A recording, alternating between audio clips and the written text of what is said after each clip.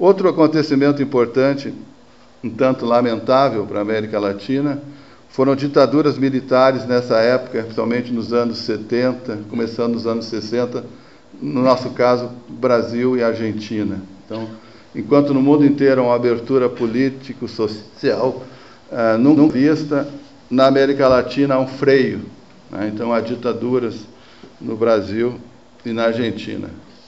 Inicialmente no Brasil e depois na Argentina.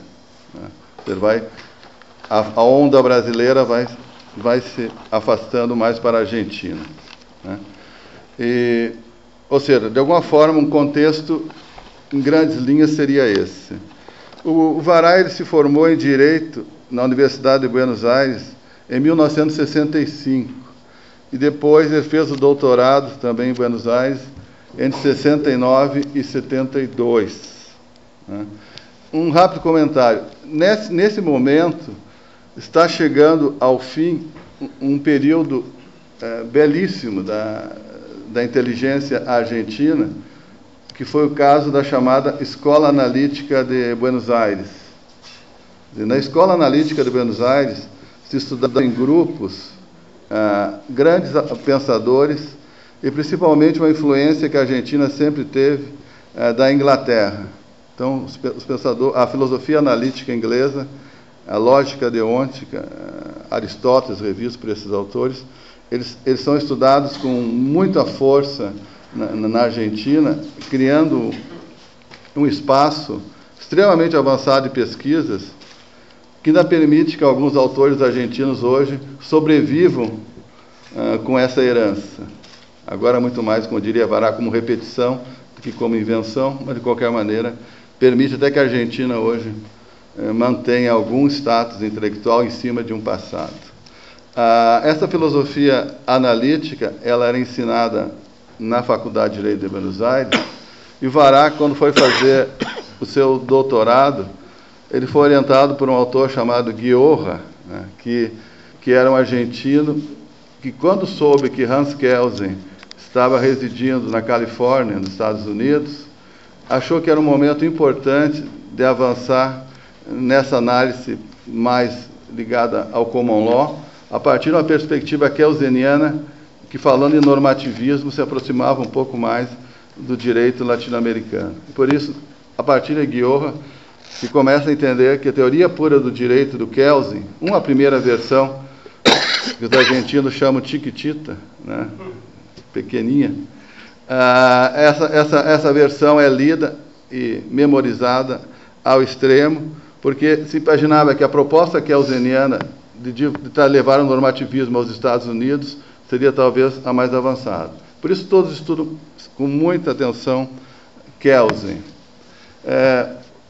Guiorra, assim como, infelizmente, o Vará, ele subitamente termina falecendo, e o assessor do Guiorra na época, chamado Roberto Vernenco, vai ser quem vai terminar a orientação da tese do Luiz Alberto Vará, seguindo fortemente a teoria kelseniana. Mas, nesse momento do doutorado, outros autores argentinos começam a trazer contribuições de alguns pensadores ingleses, como Herbert Hart, e principalmente uma visita que marca muito a Argentina de Alf Ross, que faz uma crítica duríssima ao normativismo, dizendo que o normativismo não passa sob a perspectiva de um questionamento empírico. Então, Alf Ross marca muito esse tipo de perspectiva, a Hart também. Vai fazer com que no doutorado, cada vez mais, se comece a discutir não a filosofia analítica, mas uma filosofia da linguagem ordinária, algo mais voltado a questões pragmáticas. Também, a partir desse momento, uma influência francesa muito forte na discussão, a partir do estruturalismo, numa leitura direta do Ferdinand Saussure. Então, são momentos que marcam a formação do doutorado. Ou seja, Vará entra no doutorado na Argentina, influenciado pela analítica e pelo normativismo, e quando sai do doutorado é uma constatação, e cada vez mais forte, isso mais de 68 está chegando atrasado, de que o pensamento kelseniano, normativismo, não serve para nada. É apenas uma perspectiva fora de questões históricas mais importantes que estão acontecendo na Argentina.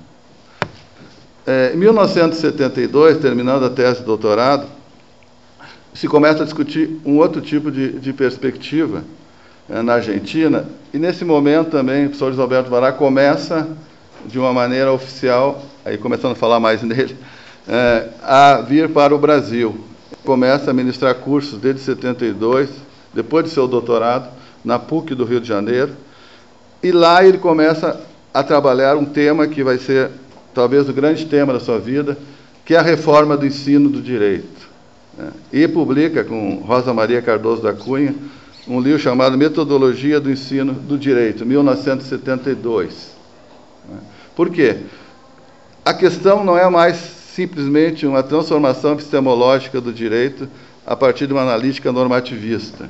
Isso dificulta qualquer crítica política às ditaduras que estão se instalando. Então, a perspectiva se torna em mudar dentro da sala de aula a postura e produzir um sistema de ensino mais moderno e mais avançado e mais politizado para que se possa enfrentar esse tipo de questão. O Vará publica em Buenos Aires também um livro chamado Eu Direito e Sua Linguagem, que é a aplicação dessas novas ideias. Então, tem metodologia do ensino do direito e Eu Direito e Sua Linguagem como questionamentos importantes a esse tipo de perspectiva. Então, quando o Vará começa a trabalhar no Brasil... O Direito é de 70, né? O Direito é um texto... Antes de fazer o doutorado... Porque ali já tem questões que são super atuais, retomadas, né? Incrível esse livro. Assim. Sim. Já que nós adotamos... Não, retorno. Não, para ser... Na realidade, ele tem 3 ou 4 publicações antes, né? O Vará, depois da graduação, a turma dele é constituída por grandes pensadores, um deles, Ricardo Entelmann, né, que foi colega de aula do Vará, também tem Eduardo Russo. O Carco vai chegar um pouco mais atrasado, mas são colegas. Ninho foi colega do Vará, então, Carrió foi professor. Então, são muitos professores famosos. E nesse grupo, Vará junto com Ricardo Entelmann. Isso é interessante porque eu participei de um programa, um debate do TV Justiça, com o convite do Lenny Streck, sobre o livro do Fahrenheit, do Ray Bradbury, há pouco tempo, e o Vará, logo depois da formatura em Direito, publicou um livro sobre Direito ao Direito, em que analisa as crônicas marcianas do Ray Bradbury, que é uma tentativa de uma linguagem diferente. A ideia de que, como uma ditadura militar, a crítica tem que ser indireta, mais sutil. Então, são os marcianos que se espantam com as coisas que acontecem na Argentina. Então, realmente, esse livro, O Direito é um dos primeiros. A tese dele também chamou Semiótica e Direito, que ele publicou, e também ele tem a questão de abuso de direito, lacunas da lei. Então, não sei todos, mas tem umas 10 publicações importantes nesse período, né? O que eu queria centrar o direito, essa linguagem, porque... Sim, você atualizou. Uma das coisas que o Vará ensinou, e que o Vires vai ser, na minha opinião, o seu sucessor nisso, sem nenhuma dúvida, que o mais importante é que aqueles que estão participando serão protagonistas também, né? Então, o mais importante não é o professor centrar toda a informação, mas que os outros se sintam provocados e contribuam com isso. Então, a ideia é que todos são protagonistas no sistema de ensino mais avançado, que o Vará chamava de didática da sedução, né? Seduzir o outro para o saber, no sentido que também acha que pode contribuir com isso, né? Então, eu, modestamente, também... O Direito de Sua Linguagem é um texto que eu tenho imensa sorte de participar, por problemas pessoais e políticos, que o professor Albano vai explicar muito bem depois. Em 1977, o professor Luiz Alberto Vará termina sendo contratado... 1977, termina sendo contratado como professor na Universidade Federal de Santa Maria, e o coordenador, a pedido de alguns alunos, faz essa contratação para que ele ministre a disciplina Filosofia do Direito. E eu fui um dos alunos que tinha feito esse pedido.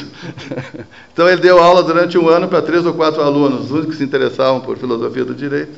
E nós discutimos o Direito de Sua Linguagem durante esse ano, mais bachelar, né? O professor Albano conhece muito bem no mestrado de Filosofia, Gaston Bachelard, Popper. Era a tentativa da famosa ruptura epistemológica na época, Althusser, Bachelard, essas coisas que se falavam antigamente, né? que algumas pessoas descobriram Popper agora. Bom, surpreendente. Bom, de qualquer maneira, essa era a discussão na graduação com o Vará, né? E depois entraram alguns professores do curso de filosofia da Universidade Federal de Santa Maria com o professor Albano nesse debate, né?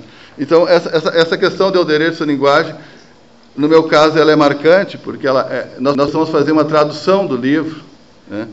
E Vará também, em 77, só para não deixar de dizer, começou a trabalhar na Unicinos também, a convite do coordenador, chamava Ney Fayette. E antes disso, se alguém quiser o histórico, ele esteve numa cidade chamada Bagé, no Rio Grande do Sul, e outra Passo Fundo, onde ele ministrou alguns cursos. Ele era o analista de Bagé, né? Talvez tenha sido o primeiro. E também, muitas vezes, viagens a Belo Horizonte, Uberlândia, né? Minas Gerais também. Bom, depois, o Brasil inteiro várias vezes. E também, no final, muito Salvador, né? Na Bahia.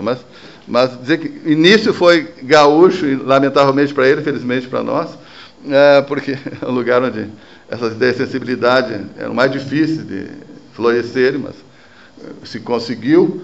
E uma vez ele tendo se instalado no Brasil, aí todo mundo conhece a história, em 1977 havia o projeto de criação do primeiro mestrado em Direito do Sul do Brasil, que foi em Florianópolis, na Universidade Federal de Santa Catarina.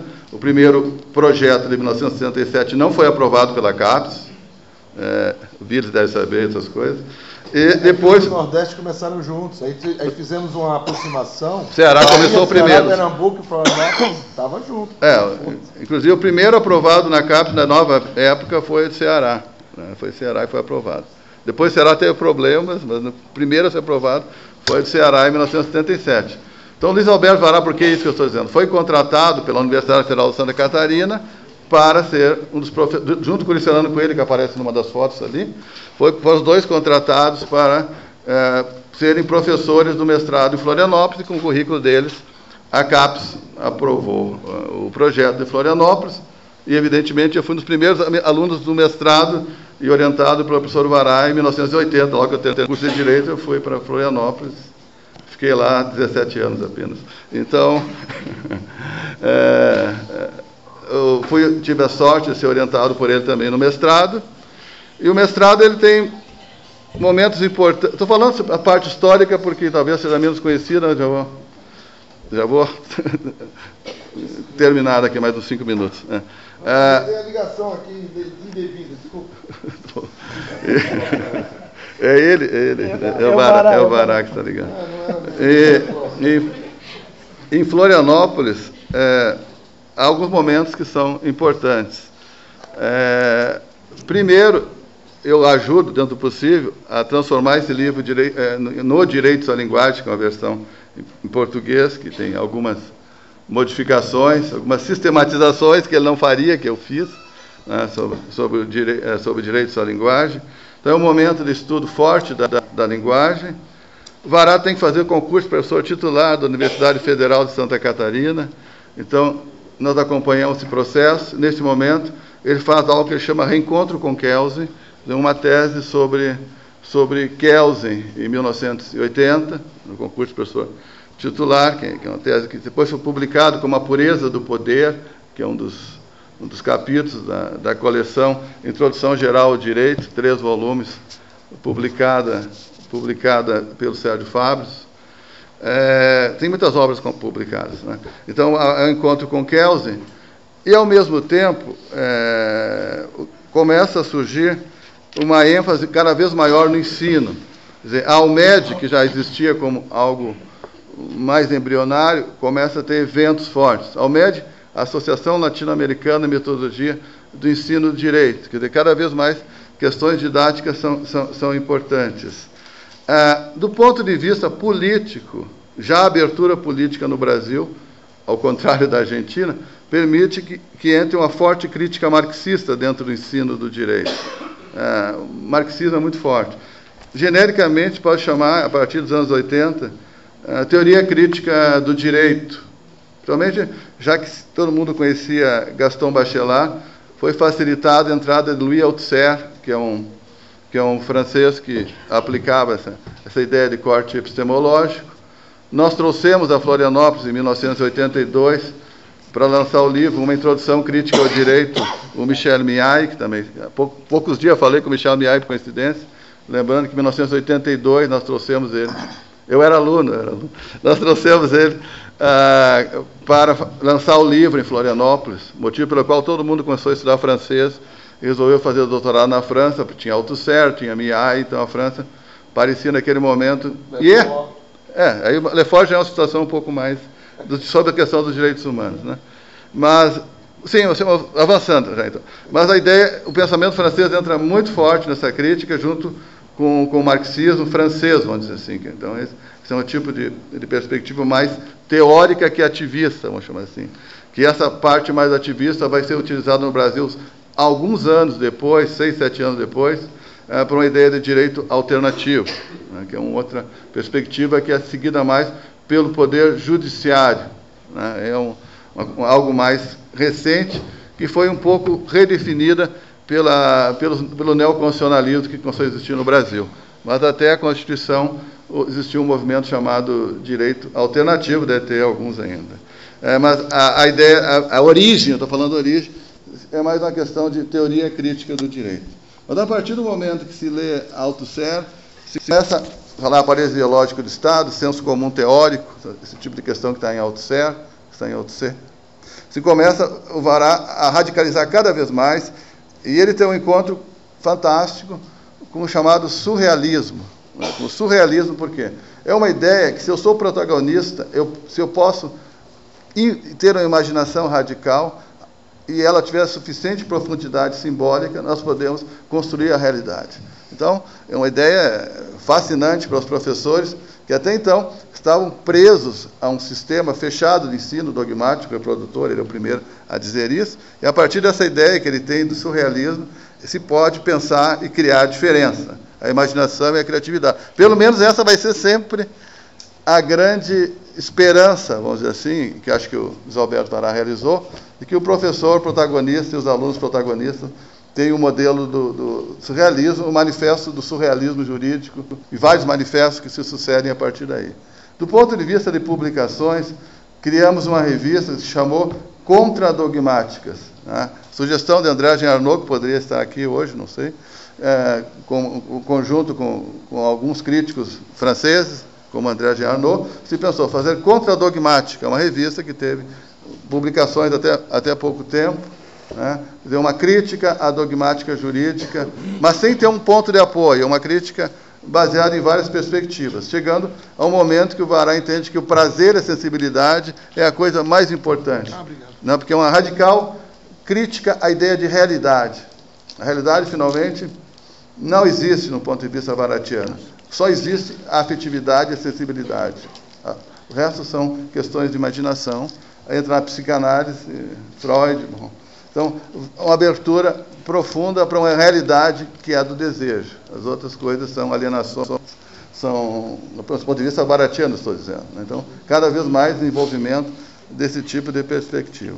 Na linguagem, há uma influência muito forte a partir desse momento, que já existia o Iris tem toda a razão, desde Buenos Aires, pode falar em Borges, e também a literatura muito forte, principalmente na época, os grandes sucessos brasileiros, Jorge Amado, uma ideia de se aplicar a estratégia da escrita do Jorge Amado para relacionar o direito com a sociedade.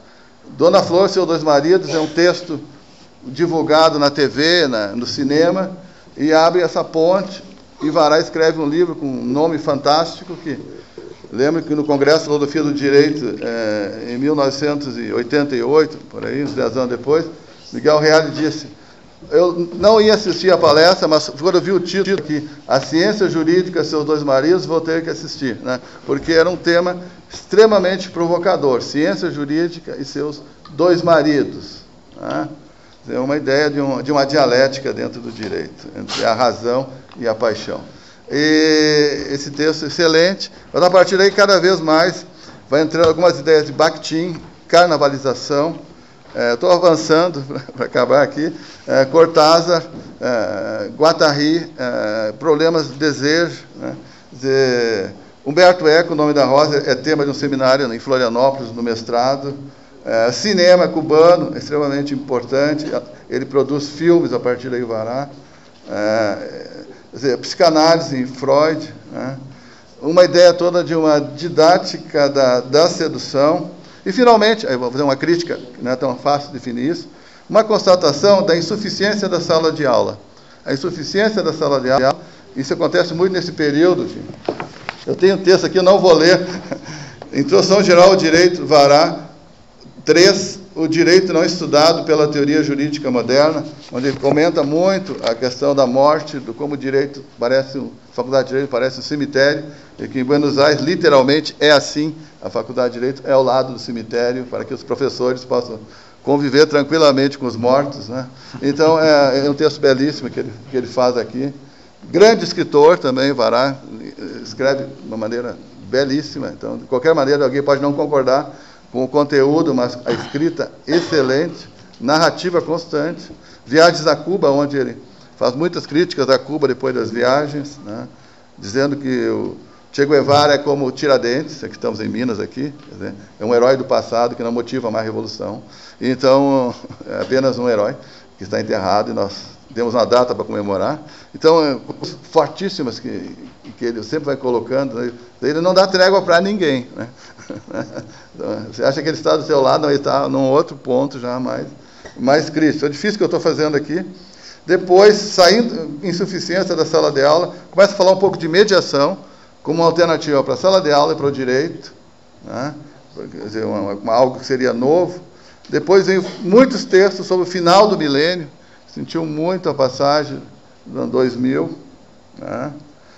Depois, algumas estratégias importantes que acontecem depois nos últimos 10 anos. Uma chamada Café Filosófico, que eu acho que é isso que deveríamos fazer no Comped um pouco, em alguns momentos.